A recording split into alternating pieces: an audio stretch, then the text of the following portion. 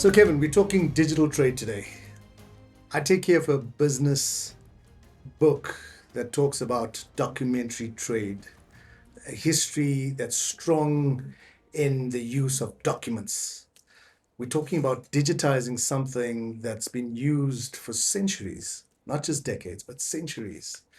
And here we're talking about digitized guarantees, digital trade. Everywhere you go, everything you see seems to hint towards digital, artificial intelligence. And there is that in business today. But digital guarantees, let's get into it. What is digital guarantees? Yeah, it's an age-old trade challenge, as we all know. Again, if you think of the evolution or the start of a guarantee, was 2000 BC. It was akin to a personal guarantee, but it was a guarantee in nature. We've evolved a lot since then. In the 21st century, we can issue a guarantee. So many of our clients use proprietary platforms for banks. It allows the client to issue an instrument or request an instrument from a bank that is quasi-digital in nature, to a point where under South African regulations or laws, the Communication and Transaction Act, even the guarantee can be digitally signed. So that's all kind of alive and well in our economy. Where it becomes a lot more trickier, and certainly where the focus is for using blockchain, is that last 10 yards, i.e. when the guarantee needs to be issued, there's still a physical piece of paper requirement to go to the beneficiary and hand the piece of paper to them. That is prone to a number of things. Fraud being one of them. The ability to alter the document, to change the signatures, is where the challenge globally has existed for many, many years. Kevin, so the last decade, there was immense efforts from global mediums and platforms to progress into digital trade. A lot of starts, a lot of stops because of this intensity around documents. Of recent, distribution ledger tech is in focus and creates an array of, I would say, security features of who can do what, who can see what.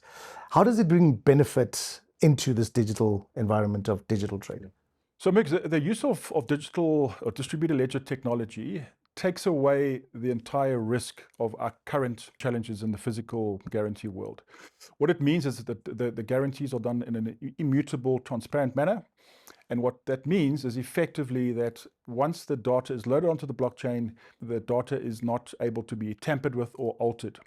As a result, the end-to-end process of the digital issuance of the guarantee on a blockchain is fully transparent, fully immutable, and created on a node that allows applicant, bank, and beneficiary full visibility and transparency of the guarantee issuance. Definitely trend setting. Sounds like it'll be the first for Africa.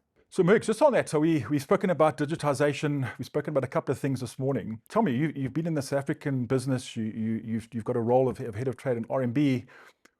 What next in digital trade in the African continent? That's a very interesting and quite a lot to talk about. It's an interesting input in creating efficiency, but is it the efficiency that us as Africa require? Because bringing such efficiency talks about closing working capital cycles. You close it for a seller, that means it affects a buyer, meaning that, someone can get paid sooner, that means someone needs to pay sooner. Is it where Africa is and what Africa needs currently? I think two different streams. One that talks about how we transact from a global trade perspective, buy and sell across the globe, and whether it's on equal playing fields and impacting things like landed cost of goods. And that's very much the physical piece of buyer and seller talking to each other. And this is the second stream that talks about efficiency. I think in time, and let's hope that it meets before we retire, that these two streams do eventually meet in some harmonious way.